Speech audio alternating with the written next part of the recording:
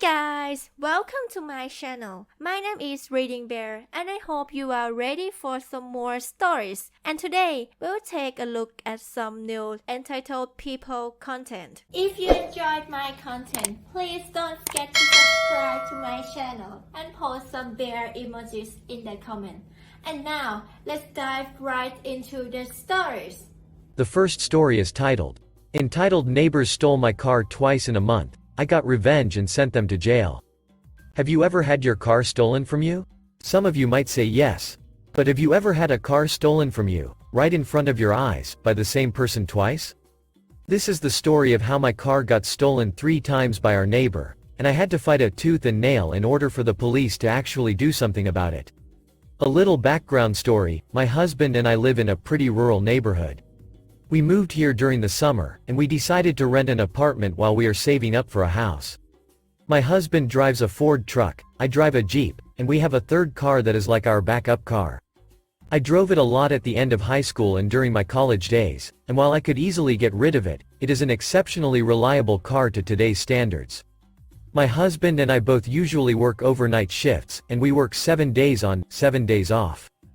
In our off weeks, we really enjoy traveling, hiking, and just simply exploring the world together. Because of this, we are not really home that often, and when we are, well, we are sleeping. Both my husband's truck and my Jeep fit under our apartment's carports, and the third car stays in a regular parking spot. A couple of weeks before the fall season, our third car ended up getting a flat after my husband drove it home from work. Because of our wonky schedules, we were not going to be able to fix it for about another week or 2, so it stayed in that parking spot. Well, a few days before Thanksgiving, we woke up one morning and we were finally going to get it fixed. However, when we went into the parking spot, it was not there. We looked around a little and found parked a few spaces down, and all of our belongings were missing from it. Not only this, but there was someone else's driver's license sitting in the center console as bright as day, and a gym bag of clothes in the backseat. I have documents that could prove this was my car, so my husband and I called the police officers. While we were waiting for the police officers to come, our neighbors came downstairs and were about to load more junk into it.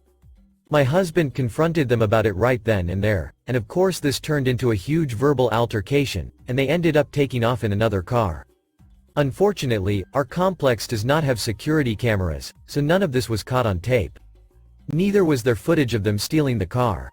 When the police officers came, they collected their belongings from the car as evidence, but told us that they could not do anything because 1, they did not see these people actually steal our car, and 2, they did not see them driving the car.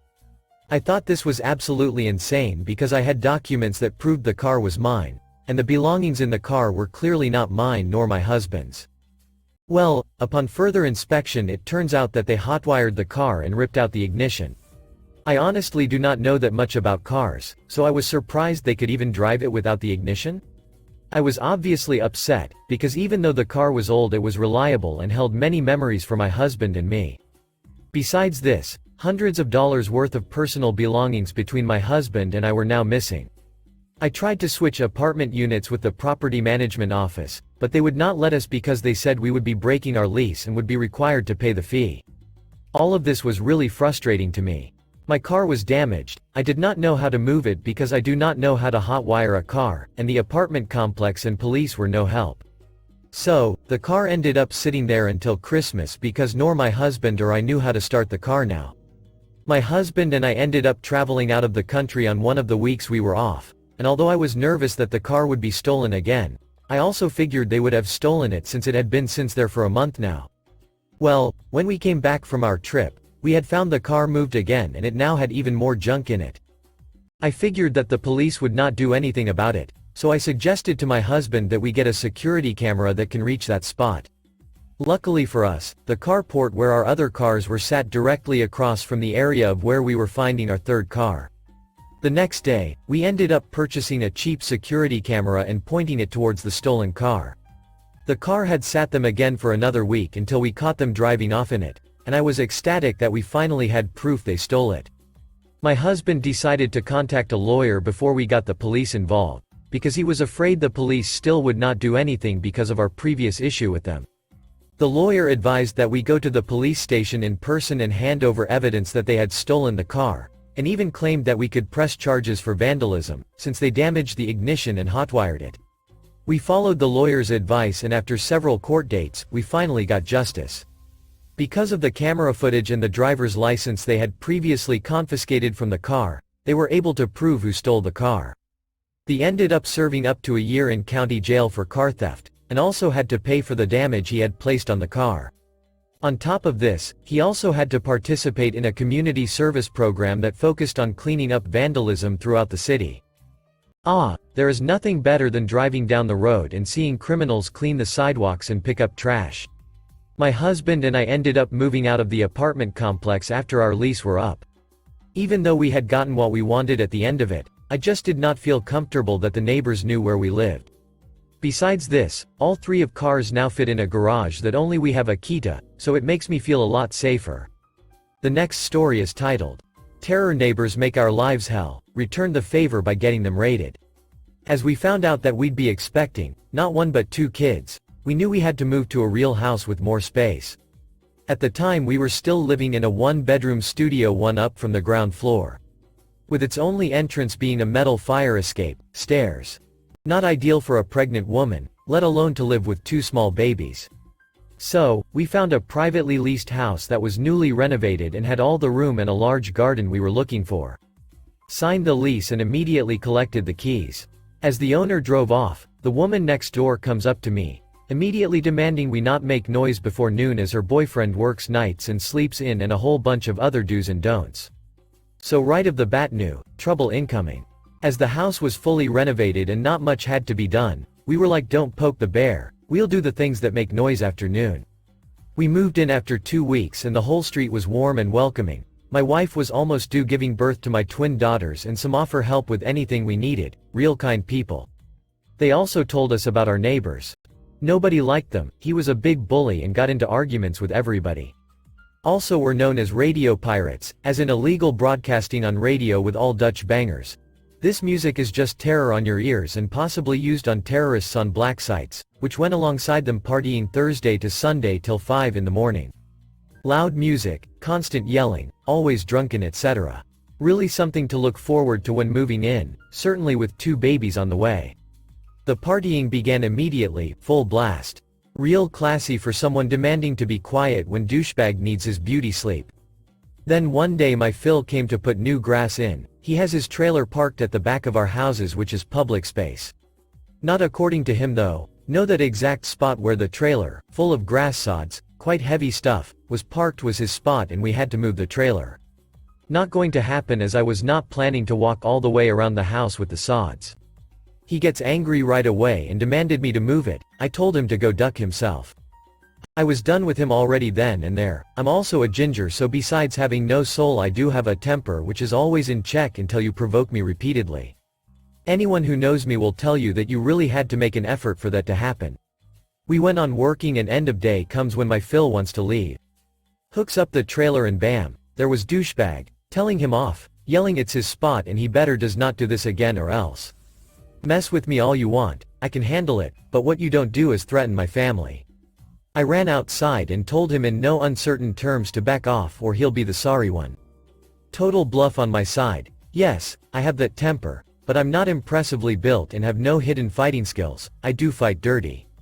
He backs off, Phil leaves and I go inside where I find my wife crying. She got scared of him maybe doing something to her father and or me, and this is something we don't need right now. Combined with hormones from being pregnant, and you can paint that picture. So, I'm even more pissed but had to promise not to act on anything. I won't, dear, not yet anyway. Time went on without any real incident and then came the time my wife goes into labor. Didn't go smooth and ended up having to deliver with C-section, or whatever it's called, because daughter 2 was almost strangled by the umbilical cord. We had to stay 3 nights, excruciating nights due to a lot of things. Finally, we get to go home. Family had put a giant sign in our front yard welcoming the babies. The sign was already up for a few days prior to coming home, so our friendly neighbors definitely knew about it. But did they give a flying duck? No, they did not. From the first night on they started to party and broad blasted their terror music. They started at noon and continued to until 5 or 6 in the morning. Classy. They also kept going for days, so it wasn't just Thursday to Sunday, it was all week long and the next. So, we were broken, hardly slept. One of our daughters suffered from heavy cramps combined with all the noise and her parents at the end of their wits, so she cried a lot. And then I just had it. I researched some things on radio pirates, the laws and regulations, and on his large, 5 meters plus antenna in his backyard, which was illegal in itself, but he used it to illegally broadcast on radio, which meant he had a lot of equipment to do so, which was even more illegal and can even get you jailed, but at the very least they could seize it all and fine him big time. In the 10 to 45K area. Now, I did not immediately turn him in, but instead were looking for another house to lease first. This because I figured it wouldn't sit well with him and having a wife and 2 babies in the house alone during the day because I had to go to work. I hear you guys thinking, why not involve the police? Well, they are utterly useless in cases like this. We called once and what they did disturbs me to this day. They rang at their doorbell and immediately started off by saying we called them about noise complaints. Yes, you read that right. No protection or whatsoever, just blatantly told them we were the reason they're there, told them to keep it down, and that was it. They didn't even follow up with us or anything. As you can guess, douchebag now was even more upset and told me the next day or yelled over the fence that separates our backyards that I really should not do that again, a threat yet again of which I told the police. I didn't report it the first time as I chalked that up to alpha male and heat of the moment. But without witnesses to corroborate, nothing could be done yet again. Some days later I walked out the front door and he just stepped out of his car. Came up to me demanding I cut back some of our ivy that grew on our side of the fence because it tangled in with his big ass antenna. He would be gone for some hours, and I could come into his garden to cut back the ivy that grew through on their side. And then a light bulb went on above my head. I told him politely that I would do that immediately. Why? Because that gave me the opportunity to find out the make and model of this antenna to ascertain its signal strength, where the cables go exactly and what kind of cables they were, again to know the signal strength it handled. Also, it gave me a good view on the equipment he had, through the window, so I could snap some photographs of it. This was the icing on the cake. Because in the meantime we did manage to find a new home and already had signed the lease, so we would be gone in 2 weeks. Luckily, we only had to paint some walls for the girls' room and furthermore just pack up our things and move them to the other house. So, after I trimmed the ivy and collected my evidence, I went online that night to find out the proper channels to report a broadcast pirate and which entity was tasked with catching said pirate. Turned out I had to call the telecom agency but also the police. Wasn't too happy with the latter, but I remembered I have a nephew that works for the police. Officially his area was immigration, but knew enough colleagues that could help us, and we could trust not to confront them again saying I was the one that sent them. That was extremely important for our safety when doing what I was doing. So, I gave both the agency and the police all evidence I collected, pointed them to the frequencies he pirated so they could listen in. Then they started a neighborhood investigation, which wasn't really necessary, but this was to cover our asses to make it look like he got caught by accident because they had an active investigation in our area. You never know what he can learn from legal documents and such. We asked them to wait with the raid. Yes, they raid pirates' houses, preferably in the early hours of the day because of his beauty sleep rendering him incapable of fleeing or hide evidence, etc. We moved 2 weeks later, and they raided him 2 days after we moved. All of his equipment, computers, radios, cell phones and his car were seized. He left in cuffs, his wife did too, for making a big scene and tried to interfere. All of which was live reported to me by one of my ex-neighbors who were equally ecstatic about this. It turned out, this wasn't the first time he got caught but his third time. His car had no insurance on it and his mo failed. This would normally have no big consequence because he didn't drive it while raided, but they had the guy surveilled on for a week and that definitely meant he was seen driving it while not having insurance and valid mo. He was fined somewhere around 30k euros, went to jail for 12 weeks and everything seized was destroyed except the car. His GF had I do 40 some hours community service. They had to sell the house, which made for very happy neighbors as they too were over and done with them. Like I said, I do fight, but very dirty. You have to really make an effort for me to get to that point. They did and suffered. Over a year later when shopping groceries I encountered them. With the foulest of looks, if looks could kill I'd be a smoldering heap of ash. But nothing more than that. Damn folks, kinda surprised about all the appreciation. This shitty period in our lives turns into something better this way. The last story is titled, Neighbors Were Consistently Loud, so I got a bit louder at the wrong time of the year.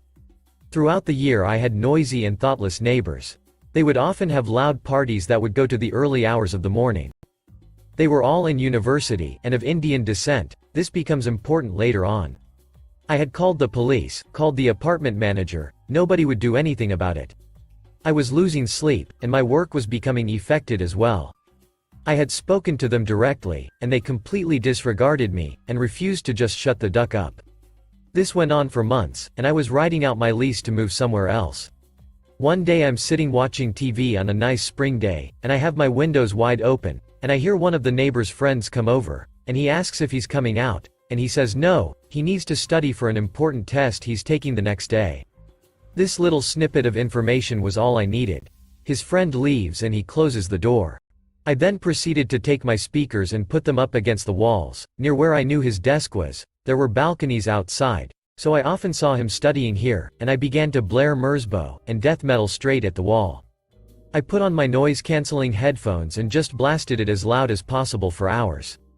My landlord actually ended up coming into the apartment, because I didn't hear him knocking, and he's obviously flipping out, but I'm like meh, you never did crap when I complained, so good luck.